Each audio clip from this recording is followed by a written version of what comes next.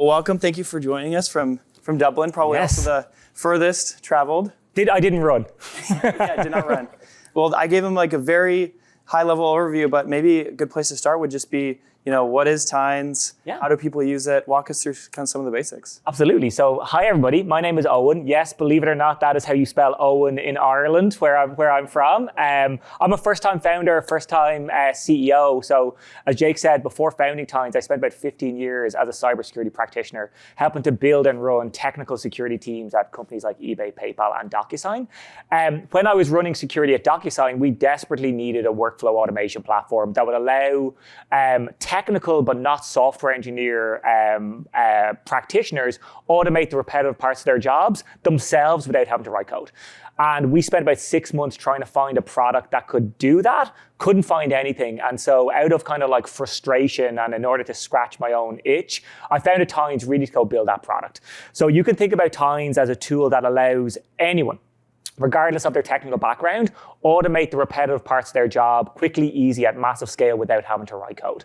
And those kind of like workflows can be everything from like phishing emails, employee onboarding and offboarding, you name it. But the analogy that we sometimes hear is like the way Canva democratized graphic design, think of Tines as how we democratize like software engineering for mission critical teams. That's amazing. And one of the things that always blew us away, obviously the CISO survey validated that, but when we first invested, we had people that weren't involved with Tines at all, and they said, I recommend Tines to every person I chat with. And then it's also come through in the metrics, some of the phenomenal growth and a great quarter.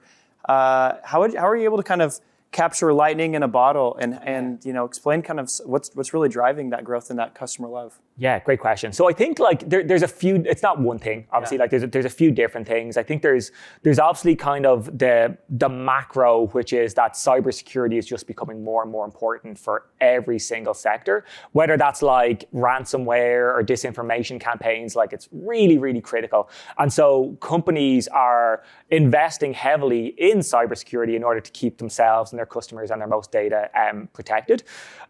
I think what's a little bit different about Tines compared to a lot of other security companies, in fact, most other security companies, is that we were practitioners first. And so what you'll find is that most security companies are founded by like marketing people or sales people or sometimes product people.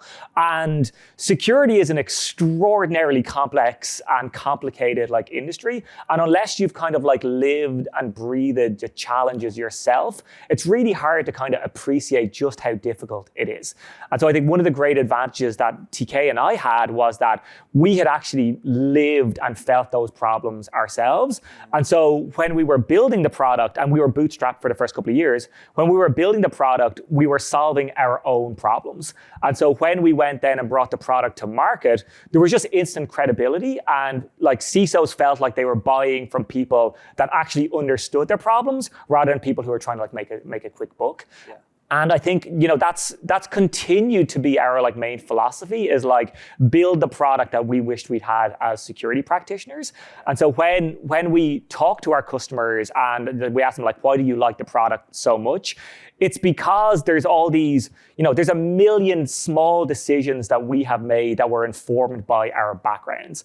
And as a result, that kind of like that sundry of small moments combines into this like really delightful experience that just resonates with these people. That's amazing.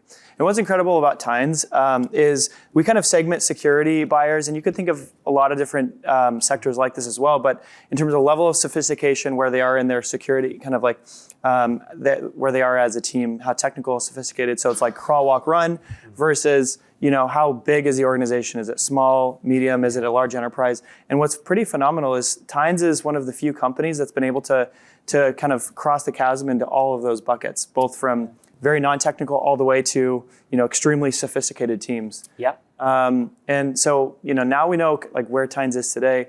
What's kind of how do you view like the upside opportunity here? How does this go from, we talked earlier about the power law, like the top 1% of companies and top 5%. We certainly believe Tines is there, but how do you translate that now for, maybe 5 years from now? Well, I think you guys believed it before we did. No, I'm kidding. I think we've obviously always been really bullish on workflows. Like Yeah. we founded the company because we think that workflows are like a critical ingredient of every technology stack. What's been really interesting and what we've kind of seen over the last year or 2 years even with this, as kind of LLMs began to enter the public consciousness, is that like AI is like amazing and it's going to be transformative. And yes, it's like overhyped and there's a lot of buzz around it, but genuinely is like truly extraordinary.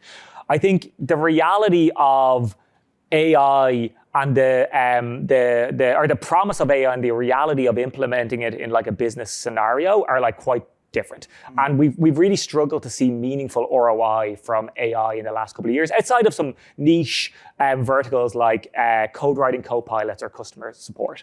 And we think there's 2 reasons for that. The first is that AI doesn't have access to your real-time or proprietary data, right? So like it doesn't know what security alerts I've had in the last 24 hours, like without loads of fine tuning and so on. And similarly, it can't take action on your behalf, right? So I can't tell ChatGPT, hey, can you go reset my Okta password? It doesn't know how to do that. And workflows, it's emerging, are like a great answer to both those problems. Because what we do in Tines is we provide a deterministic way for our customers to connect to any system in a real-time way and access that data in a real-time way. And similarly, we allow our customers take action in any tool in their stack, in any system, in an auditable, secure, private, trustworthy way. And so what we're seeing is our customers are using workflows as the glue between these foundational models, whether that's like Anthropic or OpenAI or whatever, and their proprietary systems and data. And so we think we're at this super interesting tipping point where workflows are going to go from being an important part of every technology stack to being the key ingredient of every enterprise technology strategy for the next 3 to 5 years. Because again, it's going to act as that glue between foundational models and proprietary systems and data. So, and again, we feel like unusually well positioned to be able to capitalize on some of that. That's incredible. Yeah, I think what's interesting also, we talk about like why customers love it so much. One of the reasons also is when we were talking with CISOs, they said, we basically asked them the question, which products would you turn off of first and why? And and a lot of what we got was said, Tines would actually be one of the last ones because it actually makes all of my other products work better. Yep. So in other words, it increases the ROI of the other products around it. And so when you think about a lot of the we talk about platforms in the public markets, a lot of that is like that central integration, like that integration story and being at the center of a bunch of other products. So. The average, here's a good stat for you guys. The average number of tools that a cybersecurity team has access to today is 77. That's just within security. Like we have some customers in an enterprise that will have access to over 300 products. And there is no feasible way that those products can talk to each other or that a human could possibly be required to take data from one tool to another. And so the reason customers, I believe, like continue to invest in Tines is because we kind of like act as the agnostic messaging bus between all those products. And it means that we get to play nice with every product out there as well. We're kind of Switzerland in this situation. And it allows CISOs or other technology executives really buy the best product possible to solve a problem and then use Tines to integrate it to other tools in their stack. So they almost save money as a result of like buying Tines. Interesting. Such a fascinating way to think about best of breed versus platform. Totally. Yeah. And maybe for the last question, hopefully a softball. Okay. Okay. But there's lots of promises. Lots of venture investors promise a lot of things, and certainly had your pick of whoever you wanted to have invest in Tines. You have a great board. How did you think about originally taking money from Felicis? What can maybe give them a sense for what it's been like to work with us, and then also what you value the most? Yeah. If the Felicis team could cover their ears for a couple of minutes, no kidding. This is the part where I get to embarrass like Aiden and Jake. So you're right. We have like an amazing investors. We've never proactively gone out to raise money. We've always been very fortunate that like investors have approached us. So we've never done a pitch deck despite having raised $150 million or whatever. I think what's unique about Felicis, and the reason I was like delighted to travel halfway across the world to be here for like 10 minutes is, well, maybe 15 if you guys will forgive me. No, I think the like Felicis, but long before Felicis ever invested in Tines, the engagement level from you as somebody that had no like horse in this race was like truly incredible. And so when it came time to like do a round, it was a bit of a no-brainer for us to work with Felicis. A, that you guys are great investors, but B, I don't think there's many people that match our level of passion for these problems as like you guys. Like, I think the thing I like most is just how passionate you guys are about like solving these problems. And since like your initial investment, which is about like 2.5 years ago or something, we've like 10x revenue in that time, give or take. And it hasn't always been plain sailing, right? There's been a lot of bumpy moments in there. And what I've always like appreciated and valued is that during the bumpy moments or the headwinds, there's never any finger pointing, right? It's never a case of like, what the hell are you guys doing? It's always a case of, what do we need to do as a collective team to right this ship or solve this problem or go get it? And the greatest single compliment that our customers give us is that they feel that Tine is an extension of their team. And like, I love to hear that.